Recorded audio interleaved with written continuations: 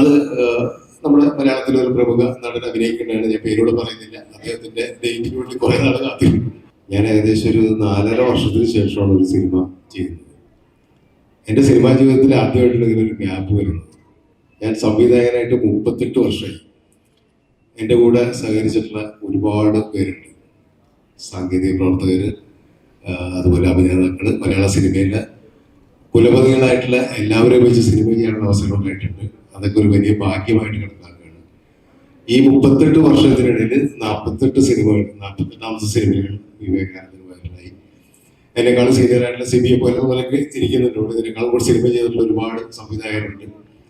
പുതിയ കാലത്തിൽ ഒരു സിനിമ ചെയ്യാന്ന് പറഞ്ഞാൽ തന്നെ വലിയ ബുദ്ധിമുട്ടാണ്. നമുക്കറിയാം, പുതിയ തലമുറയിലെ കുട്ടികളൊക്കെ ഒരു പടം ചെയ്തിട്ട് 1-2 വർഷം, 2-3 വർഷം കഴിഞ്ഞിട്ടാണ് അടുത്ത സിനിമ ചെയ്യുന്നവർ, പല കാരണന്മാരും. അപ്പൊ ഞങ്ങളെ സംബന്ധിച്ചോളം ഗ്യാപ്പ് എന്ന് പറയുന്നത് വലിയൊരു ബുദ്ധിമുട്ടുണ്ടാക്കുന്ന ഒരു കാര്യമാണ്.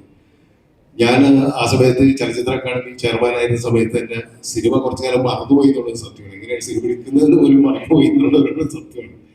ആ ഗ്യാപ്പിൽ മലയാള സിനിമ മുഴുവൻ മാറി. ഇതിനിടയിൽ കോവിഡ് വന്നു കഴിഞ്ഞപ്പോൾ സിനിമയൊക്കെ അടച്ചു പൂട്ടപ്പെട്ടു.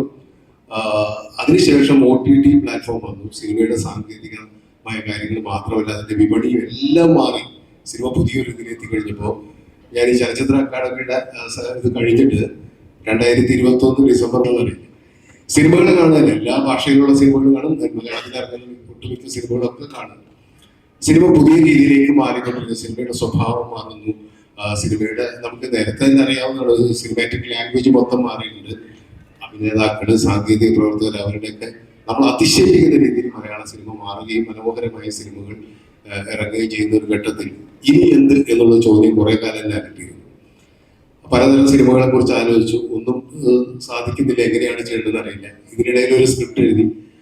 അത് നമ്മുടെ മലയാളത്തിലെ ഒരു പ്രമുഖ നടൻ അഭിനയിക്കേണ്ടതാണ്. ഞാൻ പേരോട് പറയുന്നില്ല. അദ്ദേഹത്തിന്റെ ഡേറ്റിന് വേണ്ടി കുറെ നാൾ കാത്തിരുന്നു. കുറച്ച് അതിന്റെ പ്രൊഡ്യൂസേഴ്സ് കൂടി ഇരിക്കുന്നുണ്ട്. ഡോൾവിനും ജിനു ഇബ്രാഹിമും ഇരിക്കുന്നുണ്ട്.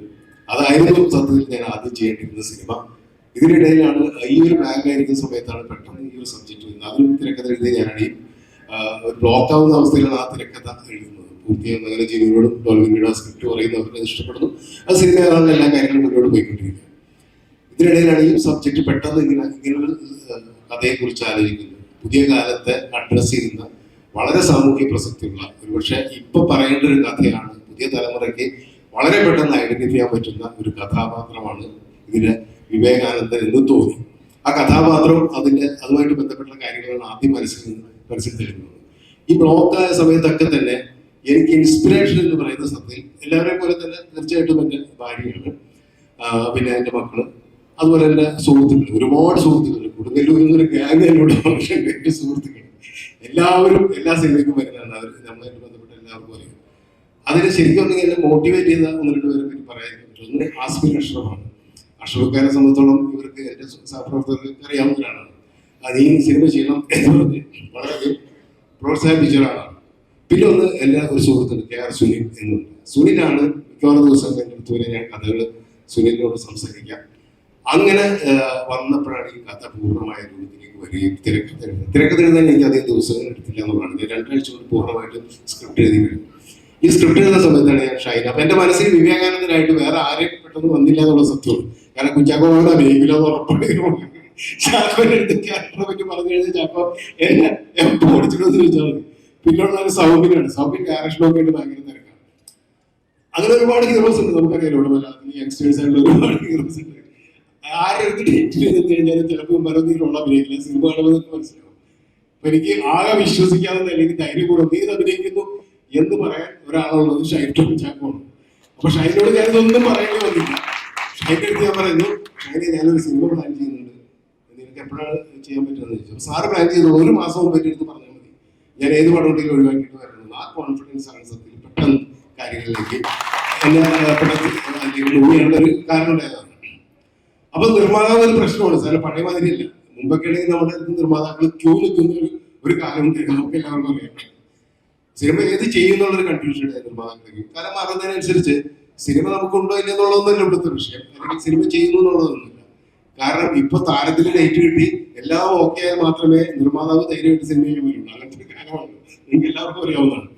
അപ്പൊ ഷൈൻ അഭിനയിക്കാന്ന് പറഞ്ഞു കഴിഞ്ഞപ്പോ അതുപോലെ എനിക്ക് ഒരിക്കലും മറക്കാൻ പറ്റാത്ത ഗിരീഷ് കൊടുക്കുന്നു, പ്രൊഡക്ഷൻ കൺട്രോളറാണ്. ഗിരീഷാണ് സാറേ നമുക്ക് കാര്യങ്ങൾ പെട്ടെന്ന് ചെയ്യാം, എല്ലാവരും ഞാൻ ഒരു എൻ്റെ പാർട്ടിയായിട്ട് നമുക്ക് അവരായിട്ട് സംസാരിക്കാന്ന് പറഞ്ഞാൽ നസീബും ഷെയ്ദിരാജും എൻ്റെ അടുത്ത് വരുന്നത്, പ്രൊഡ്യൂസേഴ്സ് രണ്ടുപേരും വരുന്നു. അവര് ഒരു എന്താ പറയുക, ഒരു ഓപ്പൺ ചെയ്തിട്ടാണ് എന്ത് പടമായാലും കുഴപ്പമില്ല സാർ, കമൽ സാറിൻ്റെ ഒരു പടം ചെയ്യണം, അത്രമാത്രം ഞങ്ങൾക്കുള്ളൂ, സാറ് പറയുന്ന പോലെയാണ് പറയുന്നത്. അപ്പൊ പിന്നെ പെട്ടെന്നായിരുന്നു കാര്യങ്ങളൊക്കെ സംഭവിച്ചത്. അപ്പോഴേക്കും സ്ക്രിപ്റ്റ് തീർന്നു, പക്ഷെ അതിന്റെ ഡേറ്റ് ഓക്കെ. പിന്നെ ഗ്രേസ് ആന്റണി, സ്വാസിക, മറീന, ജോണി, ഇവിടെ എല്ലാവരും ഉണ്ട്.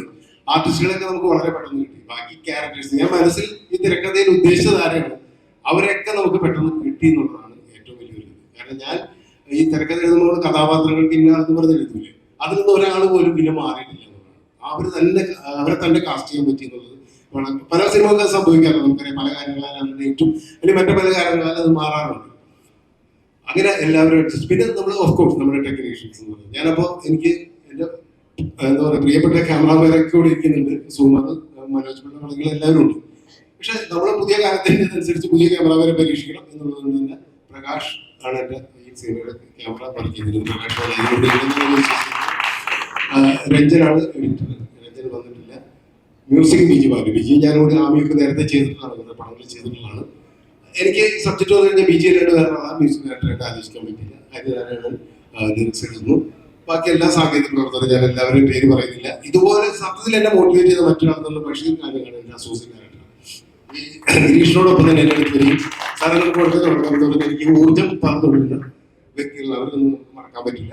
അങ്ങനെയാണ് വളരെ പെട്ടെന്ന് ഈ സിനിമ സംഭവിക്കുന്നത്. ഒരു മഴക്കാലത്താണ് തുടങ്ങുന്നത്. നമ്മൾ ജൂൺ 15-നാണ് ഷൂട്ടിംഗ് ആരംഭിക്കുന്നത്. അപ്പൊ ഞാൻ പ്രൊഡ്യൂസറിന്റെ ഒറ്റ കാര്യം മാത്രമേ ഉള്ളൂ, ഞാൻ എവിടെ പോയാലും എന്നെ മഴ പിന്തുടരാറുണ്ടെന്നുള്ളൊരു സംഭവമുണ്ട്. കാരണം ഏത് മഴക്കാലത്തല്ലാത്ത വേനൽക്കാലത്ത് ഷൂട്ട് ചെയ്താലും എന്റെ ഷൂട്ട് നടക്കുമ്പോൾ മഴ പെയ്യും. അതോടെ ലാലു കൂടി ഇരിക്കുന്നുണ്ട്, ലാലു ഉണ്ട്, എന്റെ അസിസ്റ്റൻസ് എല്ലാവരും ഉണ്ട്, എന്റെ കൂടെ എല്ലാവരും ജിത്തു ഇരിക്കുന്നുണ്ട്. പിന്നെ ഞാൻ എല്ലാവരും പേര് പറയില്ല, ഇനിയും പറയേണ്ട സമയം പഠിത്ത് പരീക്ഷ എല്ലാവരും ഉണ്ട്. അപ്പൊ എന്താ സംഭവിച്ചതെന്ന് വെച്ചിട്ടുണ്ടെങ്കിൽ ഞാൻ ഒരു കഥ മാത്രമാണ്, ചെറിയതാണ്. ഗ്രാമഫോൺ ഷൂട്ട് ചെയ്യുമ്പോൾ ഞങ്ങൾ ഹംപിയിൽ ഒരു പാട്ടെടുക്കാൻ പോയി. ഹംപിയിൽ അവിടെ ചെന്ന് സുരേഷ് കൊല്ലാണ് അവിടെ ആർട്ട് ഡയറക്ടറായിട്ടുണ്ടായിരുന്നു. സെലിബ്രിറ്റി ലൊക്കേഷൻ കാണാൻ പോയി. അവിടെ ചെന്ന് കഴിഞ്ഞാൽ അവിടുത്തെ നാട്ടുകാർ പറഞ്ഞാൽ ഇവിടെ 2 വർഷമായിട്ട് മഴയെ പെയ്തിട്ടില്ല. അപ്പൊ അതിന്റെ ആ ധൈര്യത്തിൽ നമ്മൾ സോങ് എടുക്കാൻ വേണ്ടി കംപ്ലീറ്റ് ദിലീപും നവ്യാതാരൊക്കെ പാട്ട് എടുക്കാൻ വേണ്ടി അവിടെ ചെല്ലുകയാണ്. ഞാൻ ചെന്നിറങ്ങി രാവിലെ സോങ് തുടങ്ങി ഒരു അരമണിക്കൂർ കഴിഞ്ഞപ്പോൾ ഭയങ്കര മഴ. ആ നാട്ടുകാർ ഞെട്ടിപ്പോയി. 2 വർഷം കഴിഞ്ഞിട്ട് മഴ പെയ്യാത്ത സ്ഥലത്ത് മഴ പെയ്യുന്നതാണ് അങ്ങനെ ഒരു സംഭവം. അപ്പൊ ഈ പടം ഷൂട്ടിംഗ് തുടങ്ങിയാൽ എന്തായാലും മഴ പെയ്യുന്നത് ഉറപ്പാണ് എന്ന് ഞാൻ പറഞ്ഞു, പ്രൊഡ്യൂസറിലേക്ക് പറഞ്ഞു. അപ്പൊ അതുകൊണ്ട് ഞാൻ 35 ദിവസം കൂടെ പടം തീർക്കാത്ത ഒരു പറഞ്ഞു. കാരണം ഇപ്പോഴത്തെ കാലത്ത് അങ്ങനെയാണ്. അപ്പൊ എല്ലാവർക്കും അത്ഭുതമാണ്, കാരണം പുതിയ തലമുറയിൽ അത്ര പെട്ടെന്ന് ഷൂട്ടിംഗ് തീർക്കാൻ നിങ്ങൾക്ക് അറിയാം. അപ്പൊ ഞാൻ പറഞ്ഞത് ഞങ്ങളുടെ ശീലം വെച്ച് നമ്മൾ 30 ദിവസം കൊണ്ട് തീർക്കും. പിന്നെ മഴ എനിക്ക് ഒന്നും പറയാൻ പറ്റില്ല, മഴ വന്നു കഴിഞ്ഞാൽ മാത്രമേ ഉള്ളൂ. മഴ ഉണ്ടായിട്ട് 33 ദിവസം കൊണ്ട് ഷൂട്ടിംഗ് തീർത്തു. അതിന് എല്ലാവരോടും എല്ലാ ടെക്നീഷ്യൻസിനും എന്താ പറയുക ആർട്ടിസ്റ്റോടും അതിന്റെ നന്ദി എനിക്ക് പറയണം. പടം നമ്മൾ ഉദ്ദേശിക്കുന്ന രീതിയിൽ വന്നു എന്നാണ് എനിക്ക് തോന്നുന്നത്. പടം തീർന്നിട്ട് മാത്രമേ ഇത് ആരെങ്കിലും ഡിസ്ട്രിബ്യൂട്ടർ കാണിക്കാൻ പാടുള്ളൂ എന്നുള്ളൊരു തീരുമാനം ഞങ്ങൾക്ക് ആദ്യം ഉണ്ടായിരുന്നു. സിനിമ ആദ്യം ഫസ്റ്റ് കോപ്പി ആയതിനു ശേഷം ലിസ്റ്റിലാണ് ആദ്യം കാണിക്കുന്നത്. വേറെ ആരും കാണിച്ചില്ല. ലിസ്റ്റിൽ പടം കണ്ട ഉടനെ എന്നെ വിളിച്ചു, പടം വളരെയധികം ഇഷ്ടപ്പെട്ടു എന്ന് പറഞ്ഞു. ഞാൻ ഈ പടം ഡിസ്ട്രിബ്യൂട്ട് ചെയ്യുന്നു, എല്ലാ കാര്യത്തിലും കൂടെയുണ്ടെന്ന് പറഞ്ഞു. ലിസ്റ്റിൽ ഞങ്ങളുടെ ശക്തിയായിട്ട് കൂടെയുണ്ട്. ലിസ്റ്റിനെ ഞാൻ വലിയൊരു അവസരത്തിൽ അറിയിക്കുകയാണ്. അതുപോലെ എന്നോടൊപ്പം സഹകരിച്ച് എനിക്ക് വേണ്ടി വന്ന എല്ലാ ആൾക്കാരും ഇന്നിവിടെ ഒരുപാട് ഗസ്റ്റ് ഉണ്ട്. സിബി, എന്റെ സഹപ്രവർത്തകനായിട്ട് സിബി, ഞങ്ങൾ എത്രയോ വർഷങ്ങളായിട്ട് ഞങ്ങളുടെ സഞ്ചാരം ഒരുമിച്ച് തുടർന്നുകൊണ്ടിരിക്കുന്നു. സിബി എനിക്ക് എന്നെ നിങ്ങൾക്ക് എല്ലാവർക്കും അങ്ങനെ പറയുന്ന കാര്യമില്ല, നമ്മൾ വലിയ ചാക്കോച്ചനായിട്ടുള്ള ബന്ധം. അതുപോലെ തന്നെ എന്റെ ലാലു, ഞാൻ എല്ലാവരും പേര് പറയുന്നില്ല, ഇനി പറയേണ്ടതുള്ളതുകൊണ്ട് ദീർഘിപ്പിക്കുന്നില്ല. ഇവിടെ നമ്മുടെ സംഘടനകളുടെ ഭാരവാഹികൾ സ്വാമി എസ്.എൻ. സ്വാമി അടക്കമുള്ള എല്ലാ ആൾക്കാരും ഇവിടെ ഉണ്ട്. എല്ലാവരും ഇവിടെ എത്തിയതിൽ എനിക്ക് ഒരുപാട് സന്തോഷമുണ്ട്. ഈ സിനിമയോടൊപ്പം നിങ്ങളും ഉണ്ടാവണം. നിർമ്മാതാക്കൾ പുതിയ ആൾക്കാരുണ്ട്, അവരുടെ ടെൻഷനോടുള്ള സംസാരിച്ചപ്പോൾ അങ്ങനെയൊക്കെ വന്നത്. കാരണം അവർക്ക് എന്തെങ്കിലും ടെൻഷൻ ഉണ്ടാവും, നമുക്കറിയാലോ. അവരുടെ വലിയ സപ്പോർട്ട് തന്നെയാണ്. ബാക്കി എല്ലാവരോടുള്ള എന്റെ സ്നേഹം അറിയിച്ചുകൊണ്ട് ഞാൻ നിർത്തുകയാണ്. Thank you very much.